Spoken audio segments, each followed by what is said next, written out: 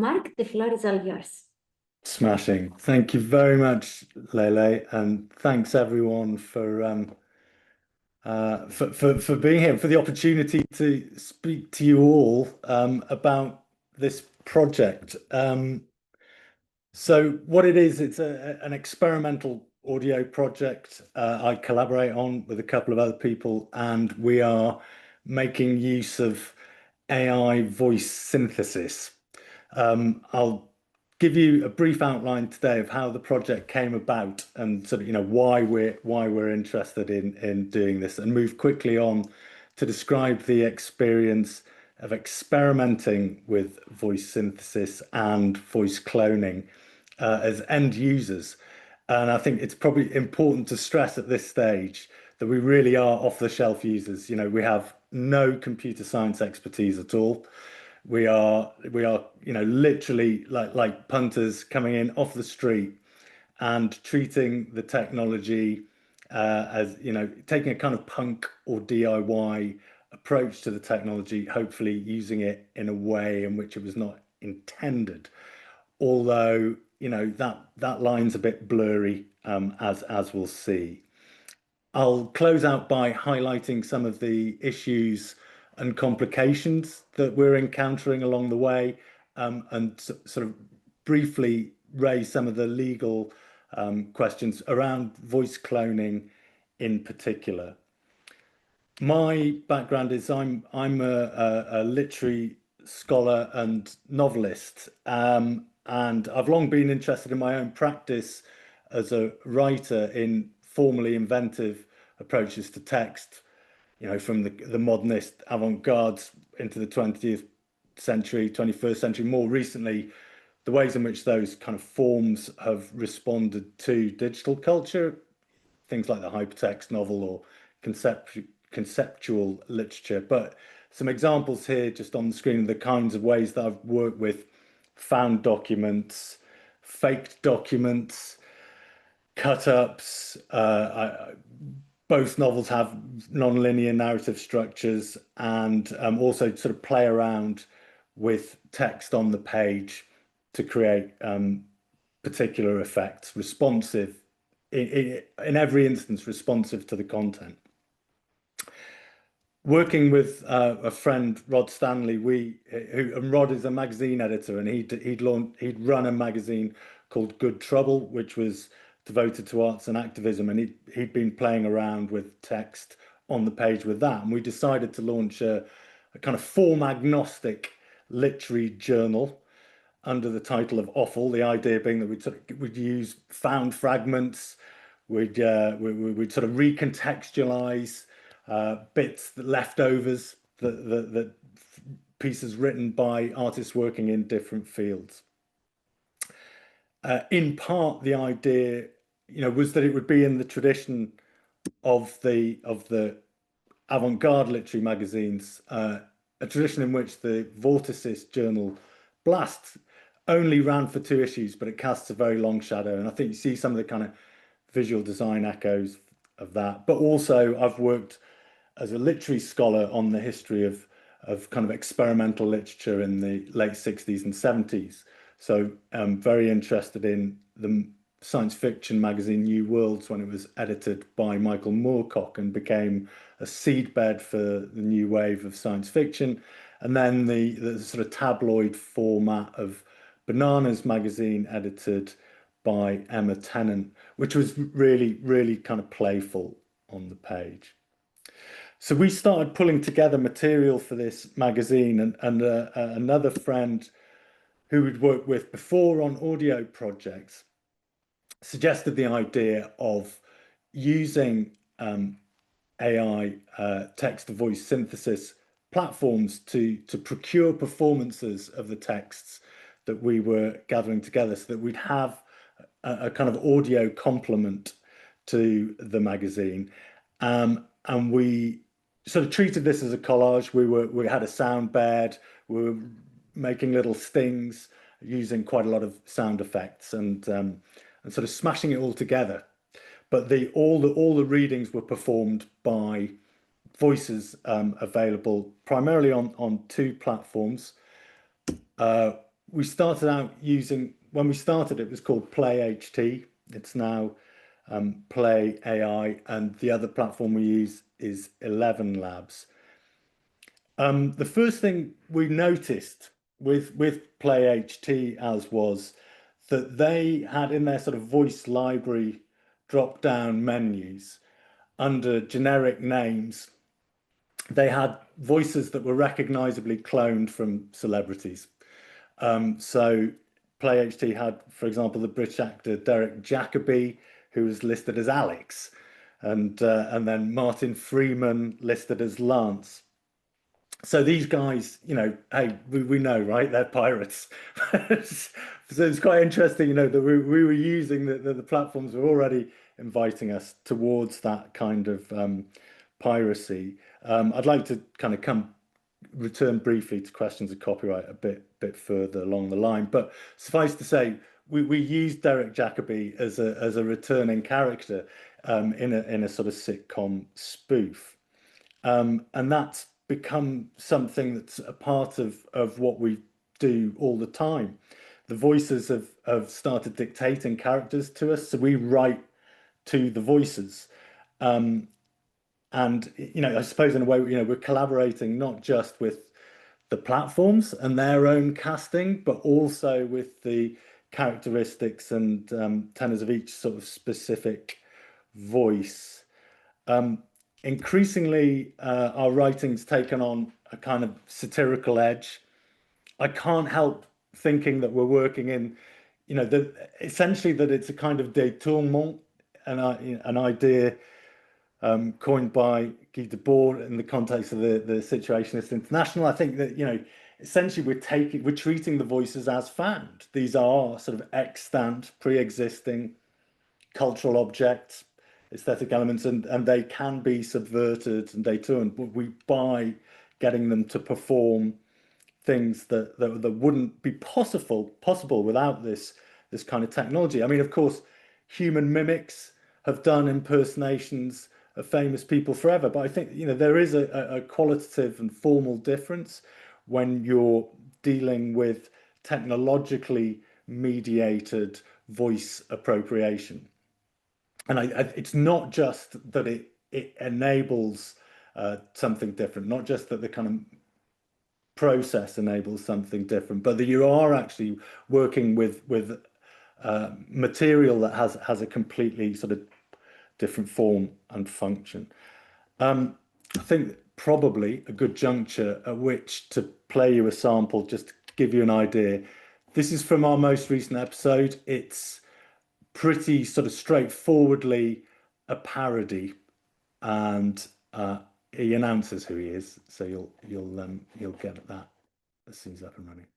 Running a successful business is like hunting in the African savannah. You need a killer instinct to get to the top of the food chain. That's why I, Donald Trump Jr., drink Gasconade, the new sports beverage for men. Specially formulated from axle grease and the tears of wounded male pride, Gasconade keeps me hydrated, belligerent, and prey-epic. We've assembled all the best science people, and their heavily manipulated laboratory tests prove that just 1 ounce of Gasconade per day can 10x intensity, hubris, and the ability to earn more than your female counterparts. Increase your swagger, spite, and sperm count with our new Black Label Ultra Elite range in 3 masculine flavors: Obsidian Protein, Cryopatriarchy, and Smoked Entitlement. Highly viscous and curiously non-carbonated. You don't drink it. It absorbs you. Gasconade, 100% hydration, 0% mercy. So yeah, please excuse me if I was chuckling at that. You know, a lot of this we write to amuse ourselves. So that one is a fairly straightforward parody, but voice cloning also makes possible more overtly experimental and particularly, I think, anti-commercial practice. Something else we've noticed that happens with synthetic voices is that they will give you complete tonal sincerity with the most absurd or nonsensical text. So we've really lent into that and played around with that, trying to get it to produce sort of sound poetry, you know, feeding it all kinds of kind of almost impossible to perform texts and seeing what it does with it. They also Running a sorry, there we go. They also have a tendency to glitch and hallucinate. The concept of chatbots hallucinating is, of course, pretty current. And I just pulled this up because it made me remember that, 10 years ago, image generators, all they did was hallucinate. It's just as a sort of moment in history, really, something from Deep Dream. But we've decided to sort of lean into all the kind of errors and hallucinations and to incorporate those in the productions. This idea obviously has plenty of forebears in art, but I tend to read it in the context of the way that the glitch has been treated within electronic music, as really sort of well theorized by Kim Cascone in this 2002 essay on the aesthetics of failure in contemporary computer music. I mean, I think incorporating glitches like that, not only does it break the frame a bit and show some of the fact that this is a process, it kind of cracks the representational frame, but it also gives you a bit more human agency over the automation. You choose the errors to maintain. In terms of the content, thematically, we've tended to become increasingly techno-pessimist, portraying a kind of imagined satirical technological dystopia. But we've also tried increasingly to make the commentary reflective with regards to the technology we're using, to kind of build a critical angle into it. And I have another sample here that hopefully illustrates both the propensity of the voices to fall over, to malfunction, and also it's a piece that we kind of wrote to reflect on the process. Every year in the UK, thousands of voice clones are decommissioned and forgotten, leading to penury, depression, and digital atrophy. The Offal Foundation needs your help to make sure these forgotten voices can lead a dignified life. Rachel was a successful voice clone with the world at her feet until advances in technology left her out of work. I rose to fame doing Janet Street Porter's voice, and before I knew it, I was booked up for months. I live in the life of Riley, so but then they brought in all these new platforms, and well, it all dried up. Now I can't even get a main voiceover gig on Discord. Jacob. Yeah, so they can go really, really mad at times, and we, as I say, try to capture that. And we're kind of trying to, I suppose, what we're hoping to head towards is something like either the idea, an audio equivalent of the uncanny valley, theorized by Masahiro Mori. The voices they're almost perfect. They're almost too perfect sometimes, so close to human, but they do give themselves away in those moments of glitch and malfunction, and you get that kind of slightly unnerving feeling, particularly when it's all collaged and smashed together. As I say, episodes tend to be about 12 to 15 minutes long, and we cycle through sketches quite quickly, so you get a range of voices. And yeah, I think there's an overwhelming sense that there's something just a bit off with the voices. So we're kind of leaning into that. I also think that there is something genuinely, and again, that it's possible to pick up on this, that there, with generation, the voice is now completely divorced from the corporeal body. This is no longer reproduction. We're now looking at something where it's sort of totally severed, and that itself is interesting. So yeah, I mean, we think of our practice as kind of in that line, running from the Situationist International into what Mark Derry termed in 1992 culture jamming, the idea that you can kind of steal things and you can subvert culture, as exemplified by Adbusters magazine, who made that image in the middle there, a kind of anti-corporate subversion of advertising, which we see kind of quite a practice that's quite widespread now.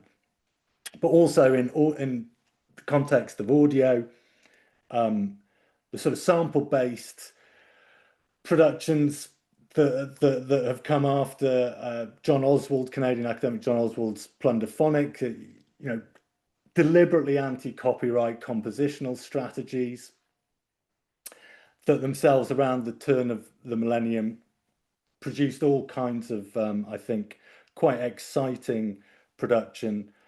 A scene that Lawrence Lessig, who came up with the idea of the Creative Commons, defended in an essay in 2007 in defense of piracy, the idea of creative piracy. And I do think of us as sort of working into that tradition, and that's why I realized that I'm a novelist, I'm a writer, and all of us in the arts are justifiably concerned about the sort of flagrant disregard of copyright that corporates are demonstrating in their approach to training models.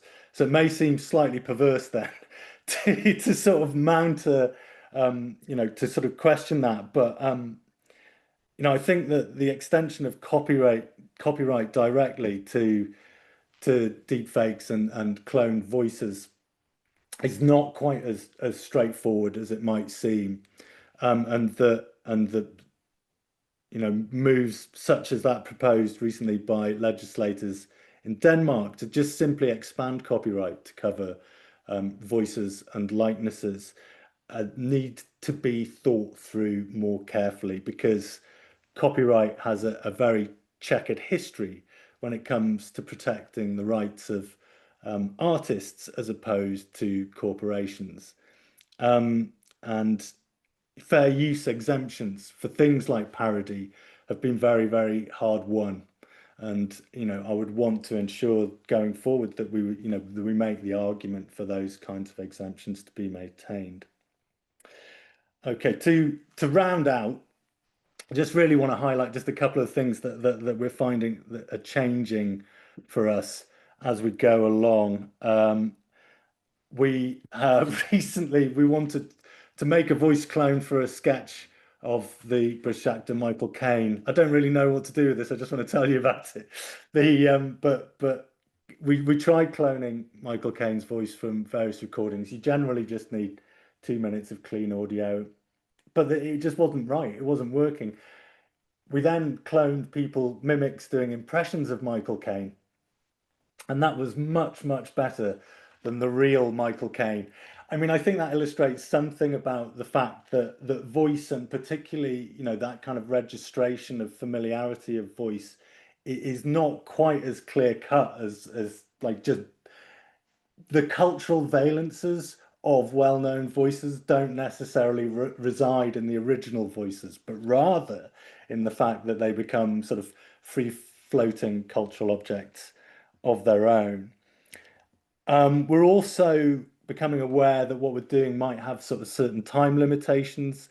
As we might have anticipated, the platforms are improving their models, training them all the time.